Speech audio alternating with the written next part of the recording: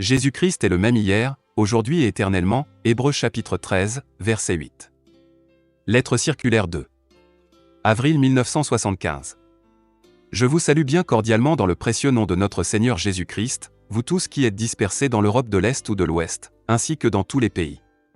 C'est avec une profonde reconnaissance qu'il m'est donné de voir ce que Dieu a fait dans les semaines qui viennent de s'écouler.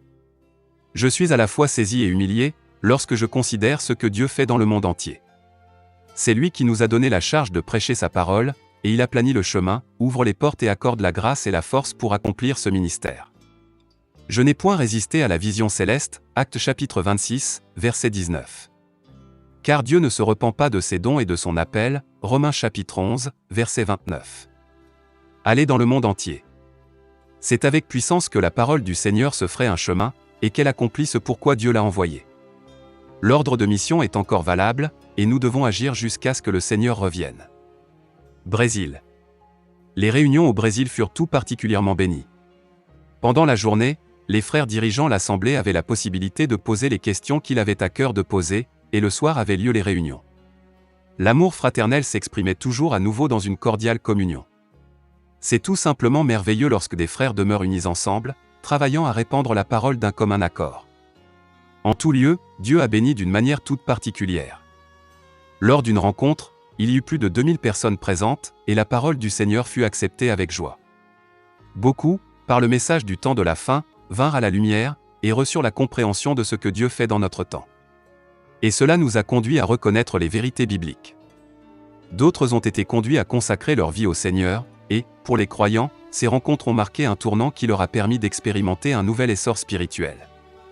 Les frères qui dirigent cette assemblée, ainsi que toute la communauté, vous font saluer bien affectueusement. Afrique.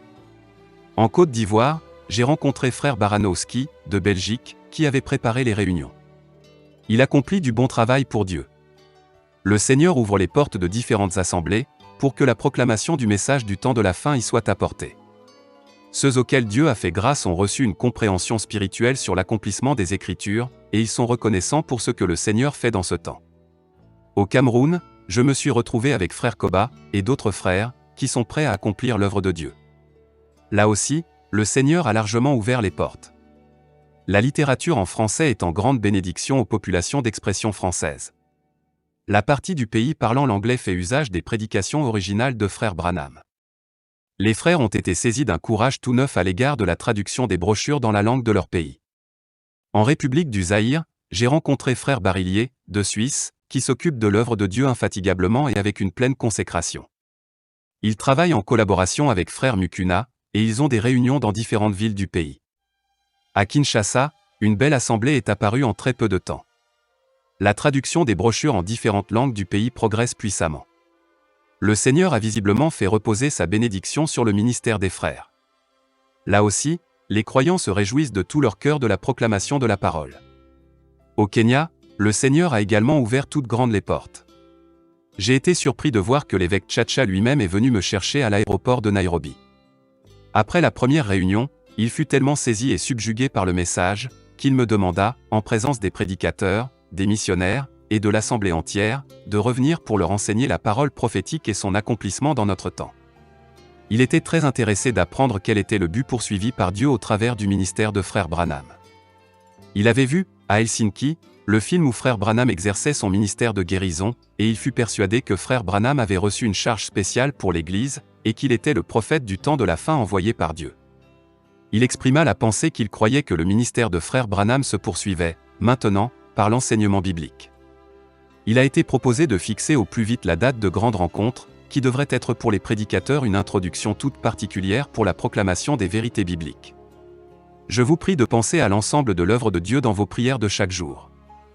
Le voyage au Brésil et dans les pays africains a été en grande bénédiction pour des milliers de personnes. Je remercie sincèrement tous ceux qui ont pensé à moi dans leurs prières. L'éternité seule révélera les fruits portés par la semence répandue. La récolte est mûre. Le Seigneur lui-même parle de la grande récolte, et c'est aussi lui qui exauce les prières en envoyant des ouvriers dans la moisson. Cependant, un tel envoi est lié à un appel particulier. Ceci me rappelle l'événement que je vécus lorsque le Seigneur me montra le champ de blé doré et la nouvelle moissonneuse batteuse, et qu'il me donna l'ordre de rentrer la récolte. En ce temps-là, je n'avais pas la moindre idée de ce que frère Branham avait dit en rapport avec cela. Maintenant, ces déclarations de frère Branham sont à nouveau répandues et interprétées comme s'il avait dit que l'Antichrist venait sur la moissonneuse-batteuse. Cela serait pour nous tous une chose entièrement nouvelle d'apprendre que l'Antichrist s'occupe de rentrer la récolte. Je voudrais donc citer, en anglais et en français, les déclarations de frère Branham à ce sujet, afin que chacun puisse former sa propre opinion à ce sujet. Voici donc ces citations. En langue anglaise. Trying to do God a service, November 27, 1965, Shreveport, Louisiana. Father, I pray for them. But the stalk must dry, so I cannot pray for it, it must die, so is it dead. But I pray for the wheat, Lord, that's forming into the body of Christ. Grant, Lord, that the fresh waters of God will keep its cheeks bathed with tears of joy and understanding until the combine comes to take it home. In Jesus' name, I commit it all to you, Lord. Traduction française. Citation. Père, je prie pour eux. Mais la tige doit sécher, c'est pourquoi je ne peux prier pour elle, elle doit mourir, aussi est-elle morte. Mais, Seigneur, je prie pour le blé qui est en train de se former dans le corps de Christ. Accorde-leur, Seigneur, que les fraîches eaux de Dieu gardent leurs joues baignées par des larmes de joie et de compréhension, jusqu'à ce que la moissonneuse-batteuse vienne pour les prendre à la maison. Au nom de Jésus, je te les remets tous, Seigneur. Fin de citation. Deuxième citation en langue anglaise du 25 novembre 1965, Shreveport, Louisiane, note du lecteur.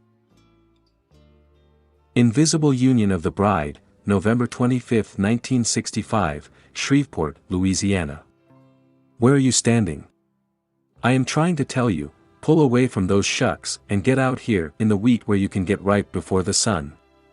I hear the coming of the combine. Traduction française. Citation. Où en êtes-vous? Je cherche à vous dire, retirez-vous de cette balle, et venez ici dans le blé où vous pourrez mûrir au soleil. J'entends la venue de la moissonneuse-batteuse. Fin de citation. Troisième citation en langue anglaise du 3 décembre 1965, Yuma, Arizona, note du lecteur. The Rapture, December 3, 1965, Yuma, Arizona. The only thing, the church coming out has got to lay before the sun to ripen. The great combine will come by after while. The wheat will be burned, the stalks, but the grain will be gathered into its garner. Traduction française. Citation. La seule chose qu'ait à faire l'Église qui sort, c'est de se tenir devant le soleil pour mûrir. La grande moissonneuse-batteuse viendra après un temps. Le blé sera brûlé, la tige, mais le grain sera rassemblé dans son grenier. Fin de citation. Frère Branham se corrige aussitôt. Ce n'est pas le blé, mais la tige qui sera brûlée. Harvest Time, Phoenix. 12 décembre 1964. Citation en langue anglaise. You know what? I hear the coming of the combine. The World Council, she will separate it. What'll she do? Shake her off of her stalk. But she has got an elevator waiting for her. She'll go home one of these mornings. Oh yes. If you understand, say Amen.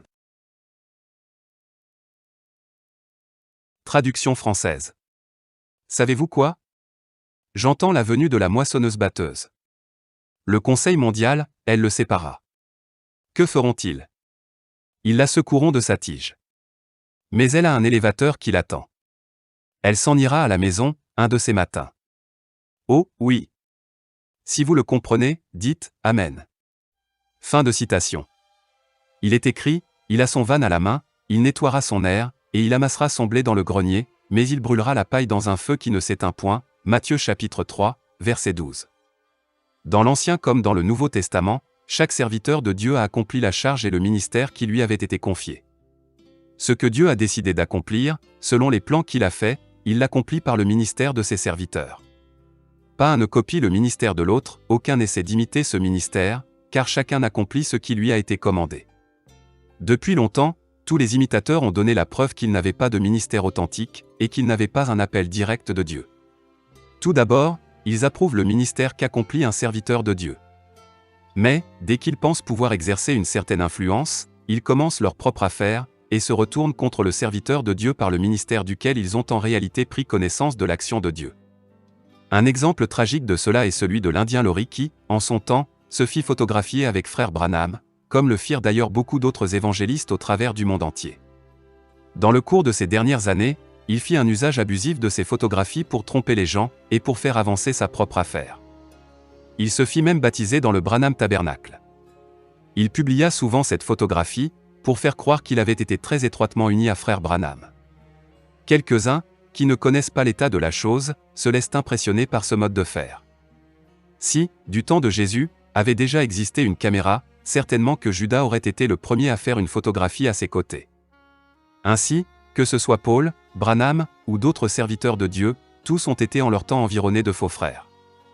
Frère Branham a fait la remarque que le Seigneur lui avait montré que des hypocrites le serraient dans leurs bras en disant « Je t'aime », alors qu'il ne le pensait pas du tout.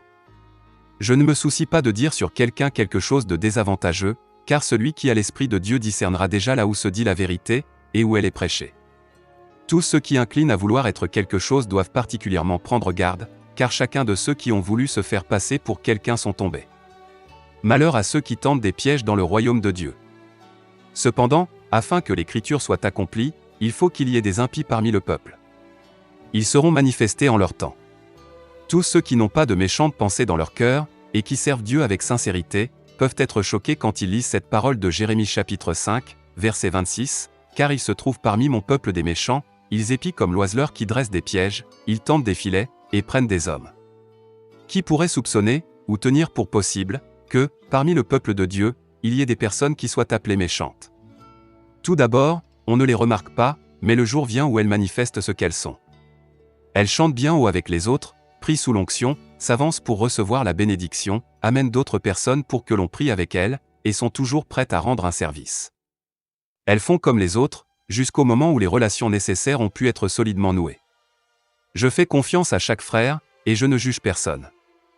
Même quand je vois, ou remarque quelque chose, à cause de l'amour, je ne veux pas l'avoir vu ou remarqué.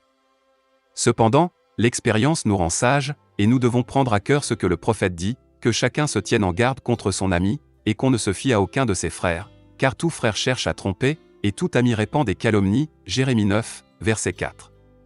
C'est à cette parole que j'ai dû penser, en décembre 1974, lorsque frère George Smith de Jeffersonville me remit une lettre qui avait été écrite le 25 septembre à Hambourg, et qui avait été envoyée aux USA avec d'autres documents. C'est pourquoi nous laisserons le prophète Jérémie répondre par ces paroles, ils se jouent les uns des autres, et ne disent point la vérité, ils exercent leur langue à mentir, ils s'étudient à faire le mal. Leur langue est un trait meurtrier, ils ne disent que des mensonges, de la bouche, ils parlent de paix à leur prochain, et au fond du cœur, ils lui dressent des pièges, Jérémie chapitre 9, versets 5 et 8. Les coups du juste sont plus faciles à supporter que les rires de l'hypocrite. J'ai parfaitement conscience de la responsabilité que j'ai devant Dieu dans mon ministère, que ce soit en ce qui concerne la prédication de la parole, ou la traduction des prédications de frère Branham.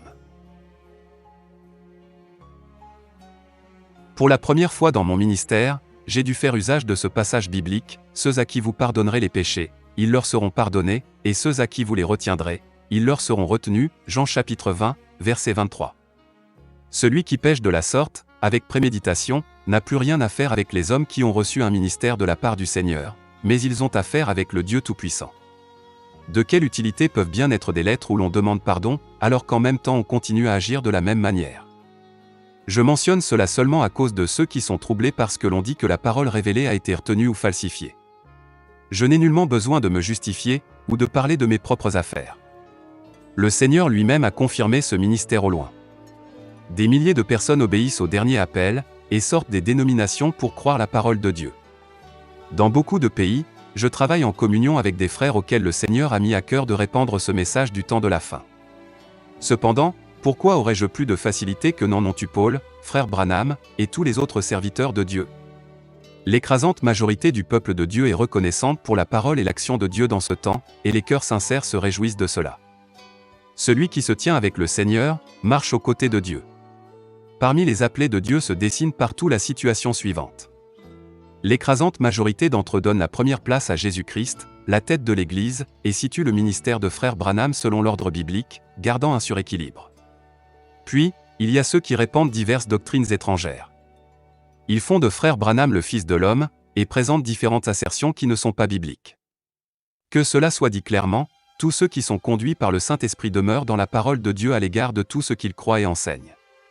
Quiconque sort du témoignage des Saintes Écritures est conduit dans l'erreur par un autre esprit, même s'il se réclame de Christ, de Paul ou de Branham.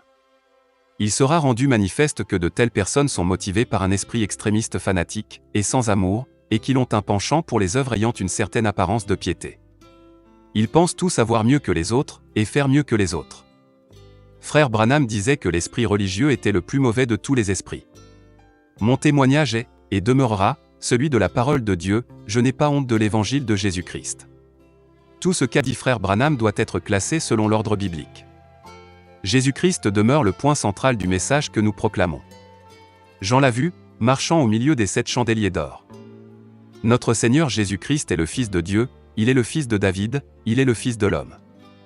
Il est la tête du corps de l'Église, il est le commencement, le premier-né d'entre les morts, afin d'être en tout le premier, Colossiens chapitre 1, verset 18.